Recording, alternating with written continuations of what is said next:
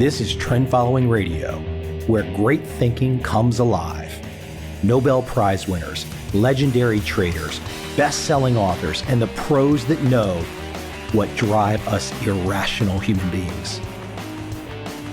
I am your host, Michael Covel. Not filtered, raw, honest. That's my passion.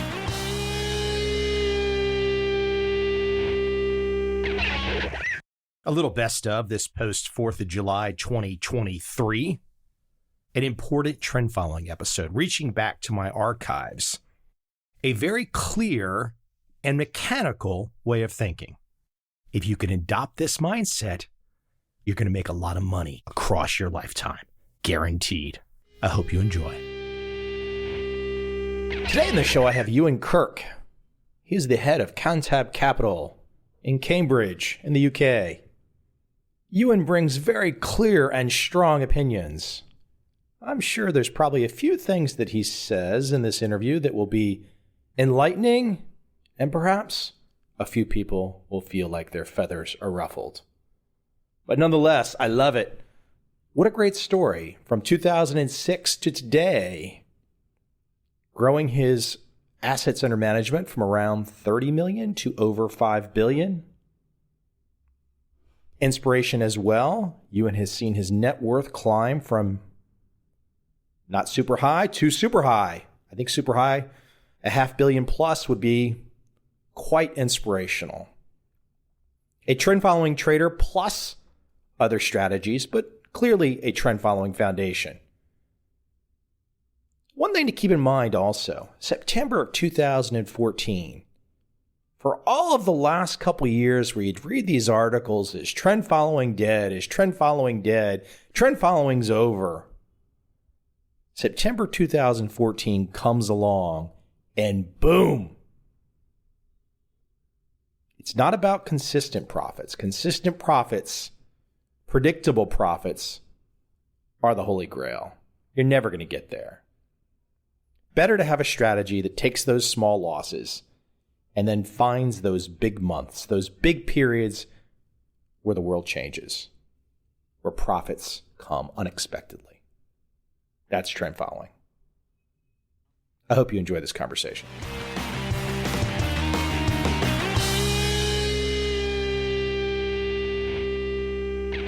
And if you'll indulge me for a moment, I would love to go back in time a little bit. And I'd love for you to paint the picture, because we're going to break apart your trading strategy, your management strategy. I want to break all that apart. But before that, a guy with a PhD in mathematical physics going to Goldman Sachs, you weren't the guy that was living and breathing trading when you got there, were you? Not at all, no. When I turned up for my first interview at Goldman Sachs in 1992, I didn't actually know who Goldman Sachs were. I thought that they were a bank, but apart from that, I wasn't entirely sure. So no, I didn't live or breathe trading. I didn't even live or breathe quantitative finance. Probably couldn't have discounted the cash flow. So they were looking for a certain type of thinker, a certain type of thinking. Yes, they were looking for somebody who had some sort of mathematical background, and computer programming is also important. I say this to just about everybody that we interview, that it's sort of useless being a mathematician, being a statistician without being able to computer program, or without being able to program a computer rather, because it's like being a novelist who can't write. The way that you express your views or express your ideas is through programming computers. And so I was a reasonably good computer programmer. I had a background in quant, and Goldman very kindly took a punt on me. I saw that your co-founder, Eric, he called programming, he said it's today's literacy. You have to have it. It's today's literacy, and that strand runs through a lot of my career, but also runs through what we do at Cantab. Everybody programs. I myself have just spent the last 2 or 3 weeks programming up a piece of our infrastructure. There's no rest for the wicked, as they say. But as I lay that foundation, as you talk about your background, it's going to look to the audience out there that there's this perfect physics, mathematical background. But you're also a guy that you go to work at Goldman Sachs, and I've seen this mentioned in the press. You allowed yourself to turn up at a black tie dinner wearing a kilt. Yeah, that's true. But I'm curious, though. You're not a cavalier guy. Obviously, you're very grounded. You're very, you think in terms of risk. So, but what was your thinking there? What is your thought process that you allow yourself to stand out like that? Truth is, of course, that for somebody who, like myself, originally came from Scotland, the traditional black tie dress is a kilt and all of the attendant bits and pieces with that. So it's not like I turned up in a clown costume. I hope you did not infer that that's what I was saying. No. I'm smiling as I'm saying this. Okay. But I do think that one thing that Goldman Sachs was very good at doing, and presumably still is it's tolerant to some degree of idiosyncrasy. Certainly in the early days, Goldman was a partnership with maybe 150 partners running their small businesses. That made it very much a meritocracy, very much a what have you done for me today kind of thing. Me turning up in a kilt is not the strangest thing that I've seen, but it's a place where really much more so than other banks, certainly in the 90s, it was a place where all Goldman was interested in were you good at your job? Within certain limits, obviously, turning up at in a clown costume at a client meeting would probably be a very quick way of getting fired. I mean, I took it as a complete outsider reading about it in a press account. I just took it as you saying, look, I'm going to march to some music that is standard, but I'm going to think outside the box. I'm not going to just be the guy that's clocking in. I mean, that's as an outsider reading it, that's how one takes it.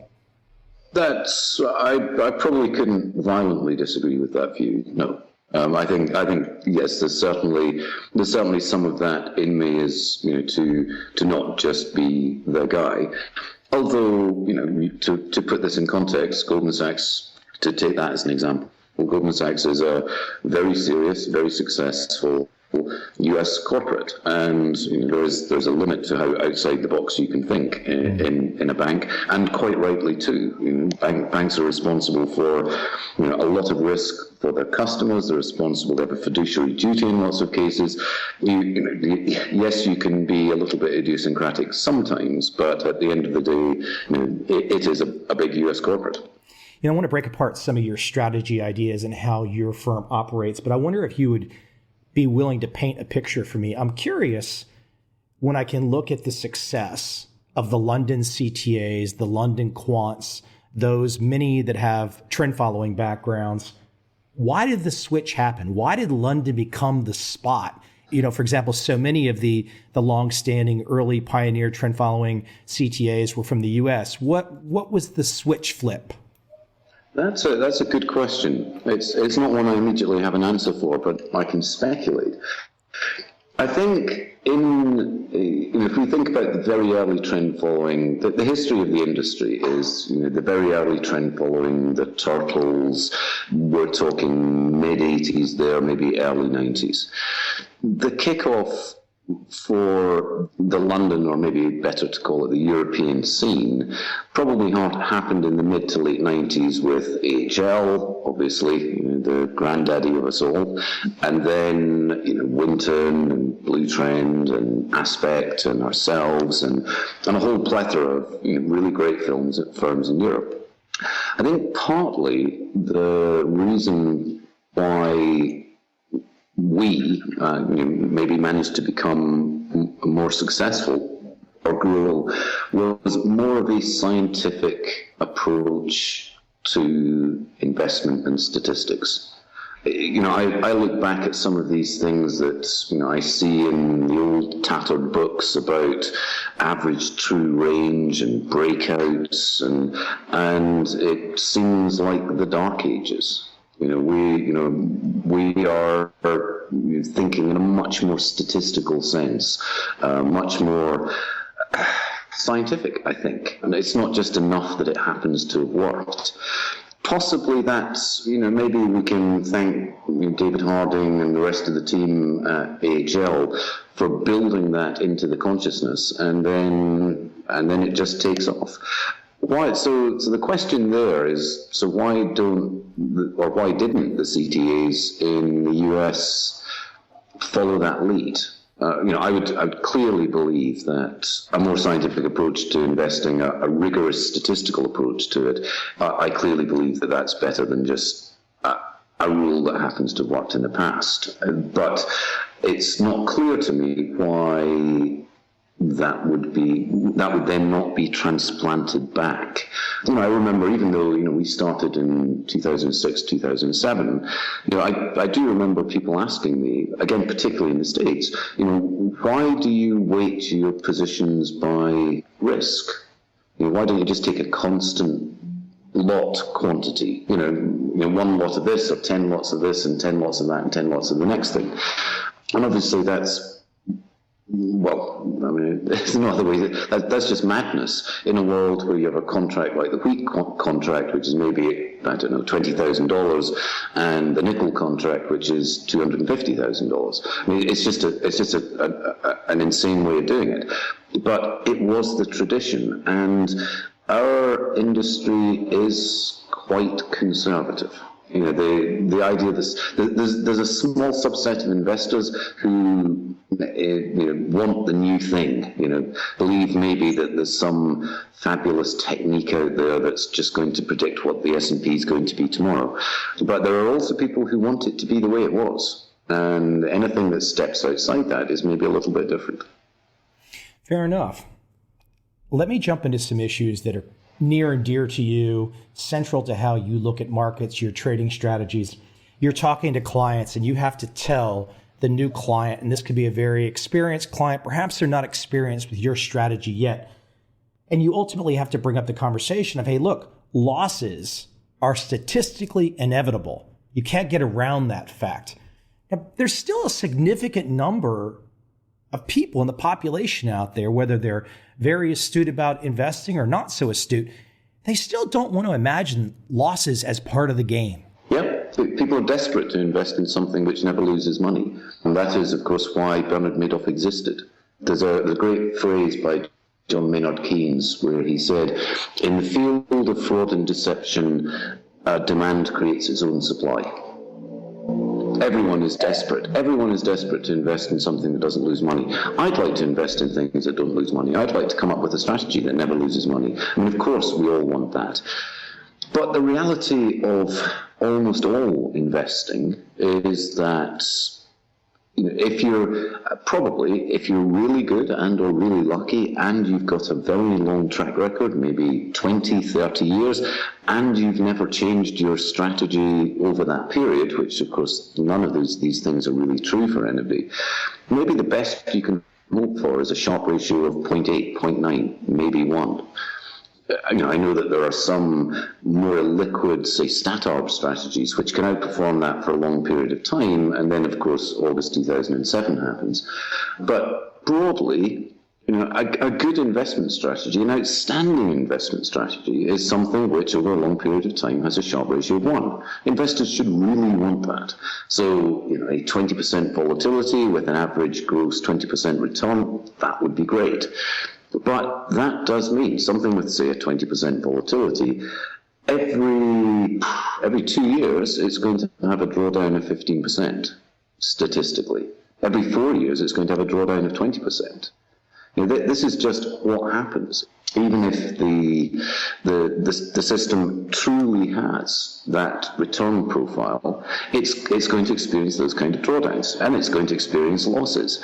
I have a little spreadsheet that I sometimes show to clients when I'm discussing this, which, and broadly we don't really use spreadsheets, but it's a nice little tool, which sort of simulates 5 years of returns, daily returns, from something which is a 20% return, 20% volatility process.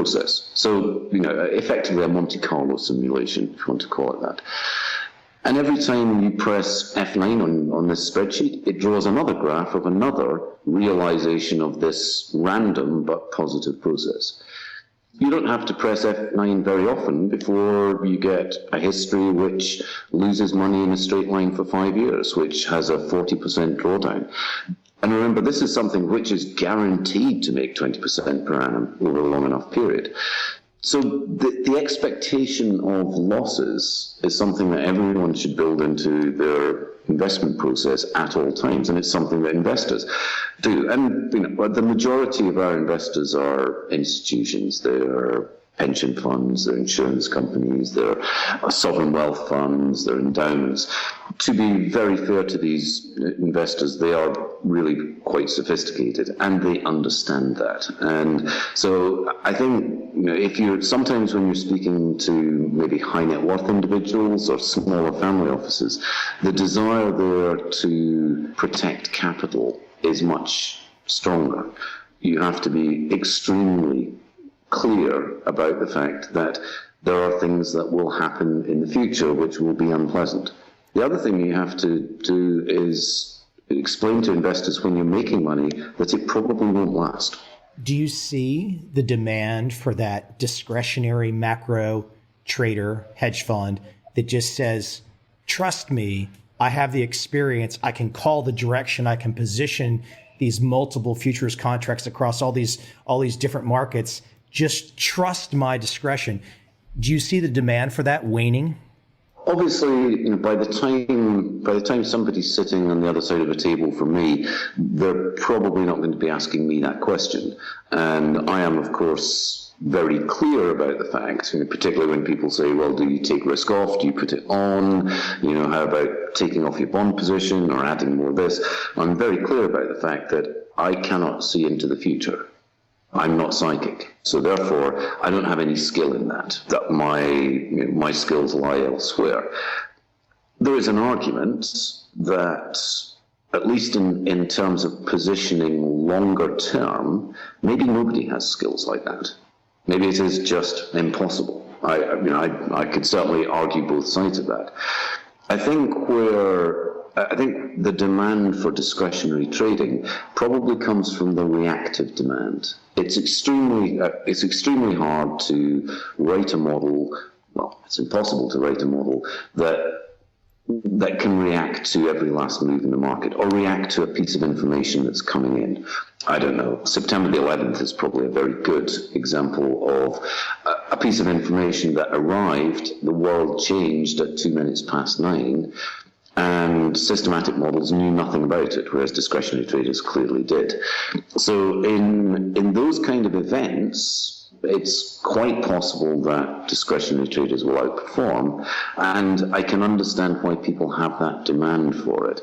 But it is an extremely difficult job to be a good macro trader, and we all know of those people who have great reputations in doing that, and it's maybe only a handful of people. Of course, the interesting thing about macro trading is that everyone wants to be a macro trader. It's really interesting when you hear stock pickers talk, discretionary equity long short people talk. Very often what they're talking about is macro things. We think the market's going up, we think it's going down, we're doing this, and then therefore we're going to buy these stocks. And quite often macro decisions are wrapped up in security analysis, which they probably shouldn't be. I really think trading macros on a discretionary basis is one of the world's hardest jobs, and it's possible that the people who are successful at it may just be the lucky pennies. I don't know. I don't have hugely strong views on this, but I think it is a very hard job. So the macro discretionary guys, when they hear, and I'm just kind of painting an illustration, it could be the investors that are hearing from you for the first time, but the macro discretionary guys, when they hear that everything you do is systematic, from strategy selection, asset allocation, portfolio construction, position sizing, execution, and risk control, that everything you do at your firm is systematic, that's got to cause some people to just go, what the blank? How there's got to be that aha moment of like, hold on, this is an approach that's different. I don't think we are exceptional. I think it's, obviously, whilst I know the people who run my peers well socially, I don't know what they do and how they sell themselves, but I would be surprised if any of the large European CTAs are talking about how they intervene in what they do and they make some decisions. Remember, one way to think about this problem is that, and there is that little bit from people where, well, we have a model, but we occasionally intervene. My view of that is that is not systematic trading. Systematic trading, I've used this phrase before, it's a little bit like being pregnant. You either are or you aren't. You can't just be a little bit systematic.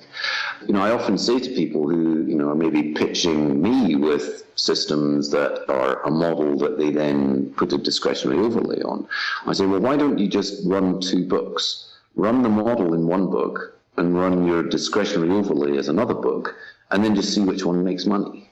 Once you think about it that way, the decisions, often this is a way for people to hide really quite complex decisions. Remember, the point, that what we're all trying to do is we're trying to say what's more likely to go up tomorrow and what's more likely to go down tomorrow. And that's the decision. Now, what we have, and many other people like us, is we have lots of complex, or sometimes simple, models which have been tested statistically over many, many years, and then they're weighted using very sophisticated weighting algorithms and cost control measures and all of those other things, literally millions of lines of code running.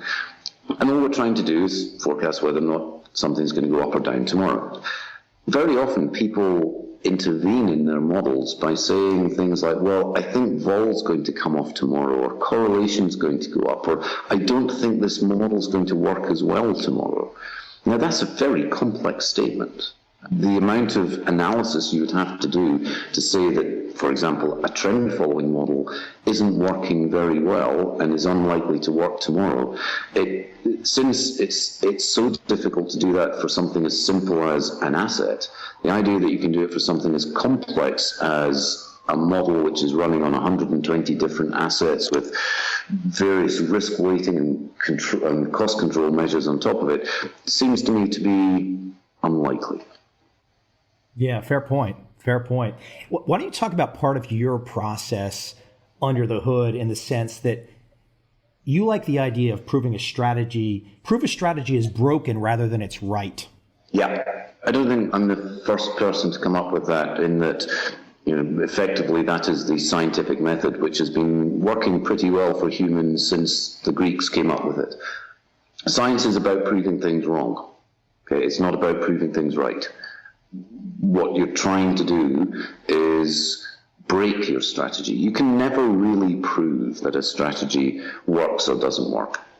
Finance, despite pundits and newspapers and people on the television and maybe even people on podcasts, filling what they say with certainty. This is going to happen. This is the best way of doing things.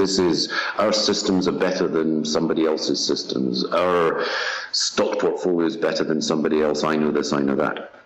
Finance is full of all of that. But in fact, finance is dominated by randomness.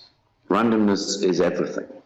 And so because randomness is everything, you need to be uncertain. You need to have a lack of conviction and dogma in certain things, because you want to be able to prove that things are wrong. And so, when we come up with a new strategy or a new idea or a new trading system, what we're trying to do is, at least when we're simulating it and running it through all of our systems, what we're trying to do is find out what's wrong with it. And then if you get what is literally months of testing and retesting and rethinking about it and thinking about things, different environments and so on, if it gets through months of that, then maybe it's going to work in the future. And these are all very weak, uncertain statements. But to a great extent, the philosophy of what we do is around that uncertainty and of conviction. There's certain things I've got conviction about. Obviously, I've got conviction about the importance of technology. I've got the conviction about the importance of risk weighting or coherent portfolio design. All of those things I've got a lot of conviction about. But I don't have a conviction about any particular technique. You just do what you think is best and what you think will be persistent.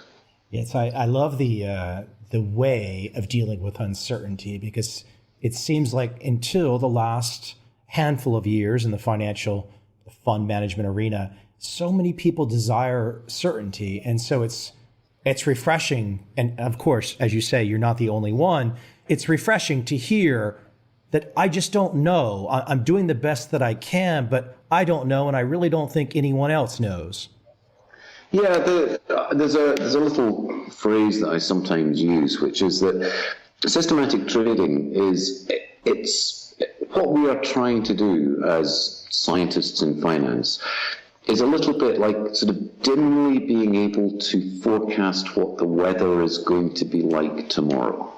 And it's like meteorology in that sense. It's full of uncertainty, and technology helps, and the models aren't perfect, and they don't forecast better than even the biggest computers in the world don't forecast the weather very well 5 days forward. But meteorologists are trying hard to improve that, both in the technology side and better theories about atmospheric circulation. And they're maybe not too bad at forecasting the weather tomorrow in certain places. Probably not in the UK because it's so rainy, but you understand where we are. In the past, a lot of investment has really been people looking at the sky and saying, "Look at that cloud; it looks like a dog." I think our way, and people like us, our way of doing it, I think it's what we do. I think it probably captures the realism of the world. The other sort of way of thinking about this is when very often, and rightly, when something happens, either when you make money or lose money, or when a model does something or whatever it might be, there's always the question that everyone asks, whether or not it's internally, people at Cantab or our investors or journalists, why did this happen? It's a great question. Why did this happen? And what we try and do is approach the problem from the perspective of the reason why this happened was chance. Now prove that it wasn't chance. Very often that's quite hard. You have you have a bad month or you have a great month. People say, well, what happened? Say, well, can I prove that it's any different from chance? Quite often the answer to that question is no. But it's just a different mindset. And obviously you have to approach problems in lots of different ways. But approaching a problem from the mindset of, I think this might just be a result of random noise, let's see if we can prove that it isn't, it's intellectually satisfying, if nothing else. I think it's quite a powerful technique. Let me ask something, I don't know, I'd really call it controversial, but I saw this great article that was about you, featured in the New York Times. And I kind of went through some of the comments, and I noticed some of the comments were highly negative, and the thrust of the comments were essentially that you don't bring value to the economy. And I thought to myself, because I know something about what you do and what your peers do, and I thought to myself, those comments misunderstand, because there's so many of your investors, even if they're institutional investors, are representing the small guy. I mean, it's the small guy's retirement money that often makes it into the big institutional account. And so I think it's unusual that maybe people don't see that, yes, you might not be accepting ma and pa's retail account. That's not your position. But I think someone misses the point and misses the boat when they make that criticism. What's your feeling on that? This is a hard question to answer. So the question is, are we doing something that is socially useful? Are we doing a good thing for the economy? That's a hard question to answer. Once you start going down that route, what is useful to the economy, or useful to society? The world only needs one car manufacturer. It doesn't need hundreds of car manufacturers. It doesn't need hundreds of models. So every car manufacturer is kind of not doing something useful for the economy. Nobody really needs an expensive meal at an expensive restaurant. So expensive meals and expensive restaurants aren't really doing anything useful to the economy. Nobody needs podcasts. We can live without them. Once you get into that, then I think you're getting into sort of dangerous water. We are, I believe, over time, are providing something which is valuable to our investors. I think we are doing that as well as we can. We are constantly trying to add little incremental improvements that make the returns better. We won't make money every month, and we won't make money every year, and sometimes we'll lose money and sometimes we'll make money. But we are doing the best we can to produce positive returns for our investors. And our investors are, as you say, a wide variety of people. They're pension funds. It's as you say, mom and dad, as we say here in the UK, who are investing in this. And where I feel, although this is not quite the same as finding a cure for cancer, and it's certainly not the same as landing a probe on a comet, to use something recently, which are all fantastic things to do. This is what we do, and we probably at the margin make the returns of our investors' portfolios better in some way, either higher or lower risk or less correlated and so on. Where I think there's much more problem in people doing something which is not socially useful is when relatively simple strategies are dressed up as something very complex. People effectively just being an index tracker, doing long-only things, but just actually tracking the S&P index, but charging 2.20 for it. That's a very bad thing to do, I think. At least I believe that what we do is something that is intellectually rigorous. It's probably a good thing. The other thing to remember, of course, is that trend following, systematic trading, the money comes from somewhere. If we make money for our investors, somebody loses it. And if you lose it, someone's gaining it. Someone's gaining it. We would believe and hope that over time, we will make money more often than we lose, and that will, over time, give positive returns. But it does mean that somebody is losing. And it's a very hard question to answer. There's a game out there that everybody can play. Everyone can pony up to the table, and they can develop a strategy, and it is the ultimate game where everyone can try. And I'm not just being a homer trying to defend you from the comment, but I kind of look at it like, okay, you know what? And I'm not asking you to say this, but I can draw my conclusions about those types of critics. And it's like, hey, if you don't like it, go try. Ultimately, the libertarian in me is like, hey, I think we've got a lot of better things to do on this planet than draw those types of conclusions. And perhaps that if you look closely, you can see those positive things. But of course, we all know that some people will never see some positive things. So you can't convince everybody, right? That's probably true. I'm obviously always wary about talking about politics in any public forum because it's not my job to do that. But, I do believe that we do a relatively good thing. We provide, if nothing else, I provide employment for 50 people in Cambridge, which is the small business side of what we do as well. And it's important to remember that, this little community that we have is an employer, and it pays people money and does all of those things as well. So I think, whether or not there's some great good out there that we all have to aim for, I do believe that we run good small businesses, and that is a good thing. So I'm very pleased about the fact. And one of the things I'm very pleased about is that in 2006, Eric and I sat in a small office with 2 computers and a server that gave us electric shocks every time we touched it.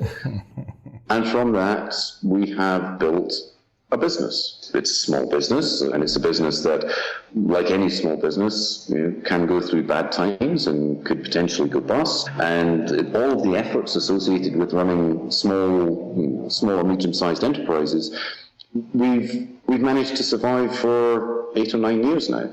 And I'm really pleased about that. If I'm proud of anything, I'm proud of that. Well, it's inspirational. It's inspirational. I would love you to expand on the idea, and I think I saw you say that you, unlike maybe peers or other firms out there, you like to ask clients what they like.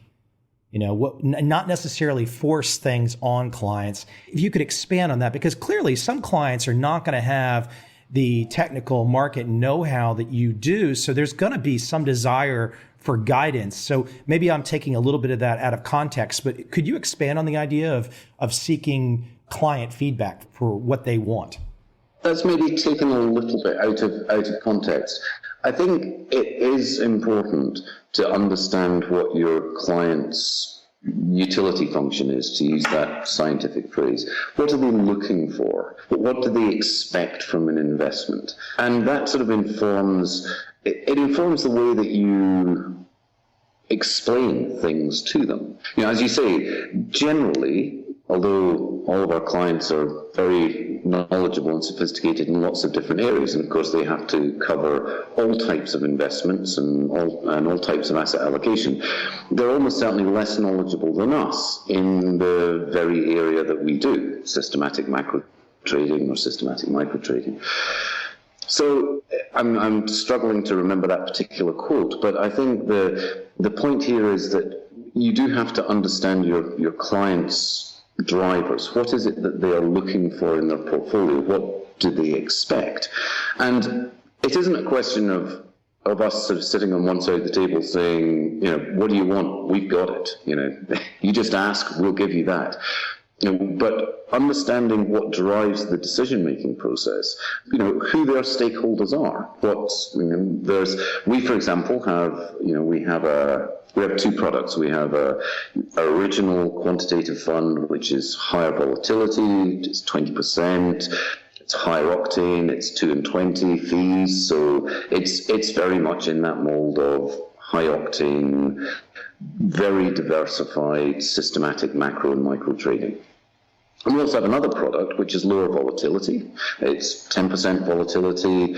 It's much more scalable. It's got maybe just more basic trend and more basic value strategies in there, and it's available to investors at 0.5 and 10. Now, understanding your investor means that you can understand what their internal desires are. What do they need? If maybe they want a low-cost, very functional, but they want a low-cost system where it's lower volatility, and therefore the headline numbers are smaller. We all know that if investing in a 20% volatility product is too risky, then all you have to do is invest half your money in the 20% volatility product and keep half of it in your pocket, and you've got a 10% volatility investment. But somehow that doesn't feel the same as a 10% volatility investment for reasons that I really don't get. I mean, the pure mathematician in me says that's nuts. But nonetheless, it is true, and I'm human too, obviously, and I feel that. So I think it is important to understand your investor, who their stakeholders are, and by understanding that and communicating with investors at the right level for an investor. None of our investors needs to know or cares about the deep statistical details which might be embedded in some nonlinear Bayesian regression portfolio algorithm. And that sounds great, but they kind of don't care, and they shouldn't care about that. But they should care about things like culture, technology, people, research processes. And these are all things that we can explain and want to explain in great detail. And if you can understand what your investor needs and wants, then maybe you can explain those things better. I always feel that I'm not really in that camp of, and our industry is quite bad at this, the industry of, if I told you about my models, I'd have to shoot you. That's quite common, that sort of, I have to be massively secret, can't tell you about it thing. I think that's wrong. We as an industry are managing money for people, and it's their money, and they have the right to know, and we have the obligation to tell them what it is we're doing with it. Yeah, fair point. And I think that probably has been one of the reasons that you guys have gone from zero to significant in fairly short order in a very competitive space. Yes, we have. We were, I'll refer you to my previous thing about randomness. Some of that is, of course, luck. We had a good run. We didn't have such a good year last year. We're having a good year this year. These things, some of this is randomness. But actually, apart from being open and transparent and supportive of investors and all of those things that you have to be, I think the other strand that runs through everything we do is that sort of aggregation of marginal improvements. little small marginal improvements that really in of themselves maybe just don't make much of a difference. Let's say, I don't know, we work out some way of saving ourselves half a basis point in costs a day. That doesn't seem like very much. Half a basis point, that's a tiny amount of money. But it adds up to nearly 1.5% over the course of a year. That's great, right? We'll have that. And lots of those little marginal improvements are probably what distinguishes good funds from less good funds. Ewan, where can we send people? People can go find more about you and your firm, Cantab Capital, online. That's easy enough. And if I'm not mistaken, I think I saw you somewhere on Twitter as well, yes?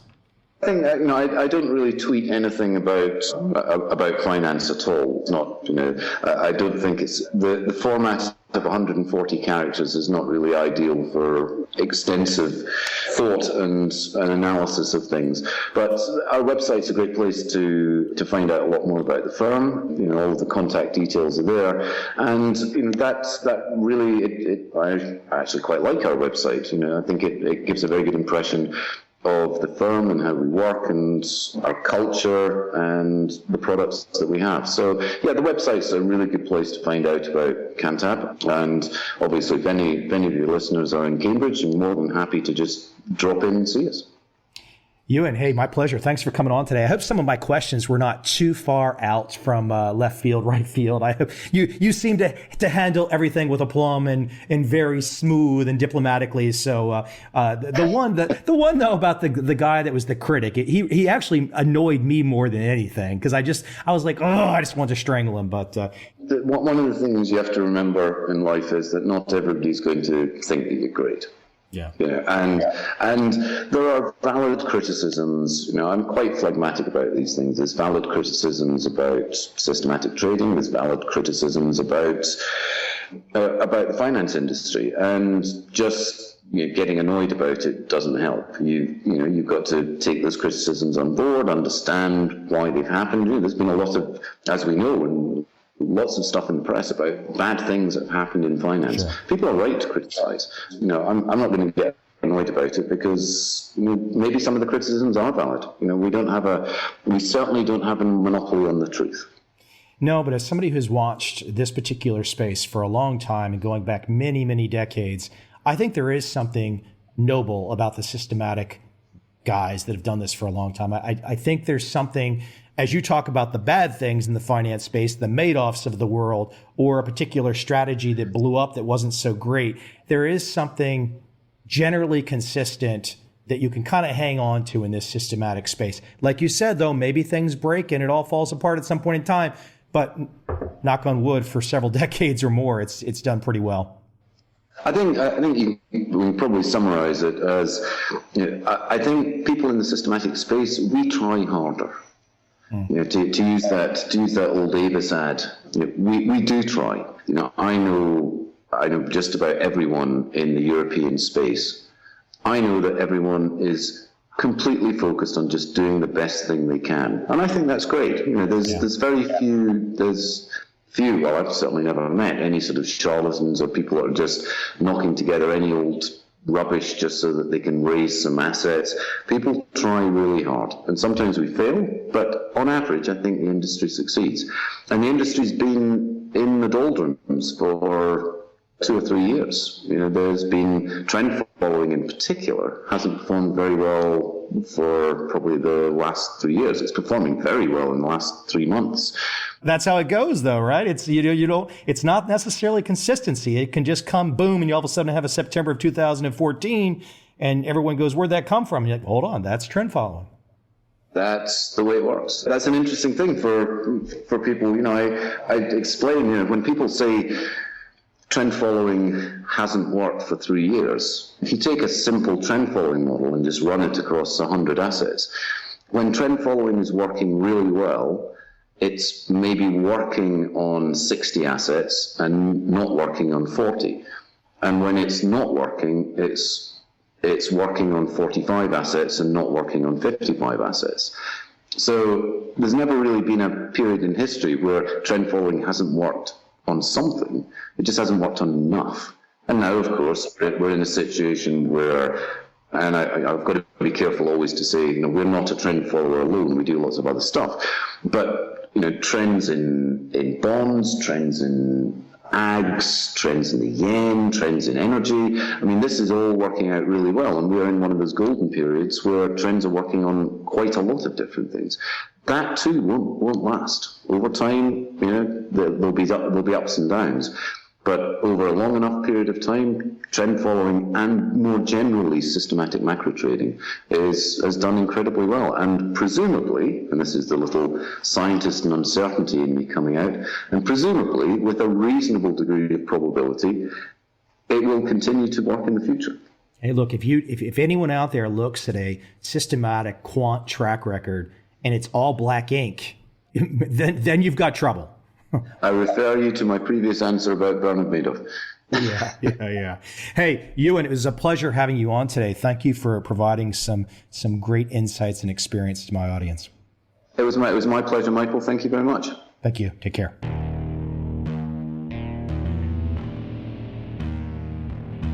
I see a time when those awake will understand how to make money in up, down, and surprise markets. Whether new trader or experienced, college student or financial advisor, protecting against a crash or just trying to make a lot of money, trend following offers everyone an answer in uncertain times. To get started immediately, send me an email, michael@covel.com. I will send you the right trend following steps to take along with my free video. But if you want to buy and hold, trust the government and trust Wall Street, this is absolutely not for you.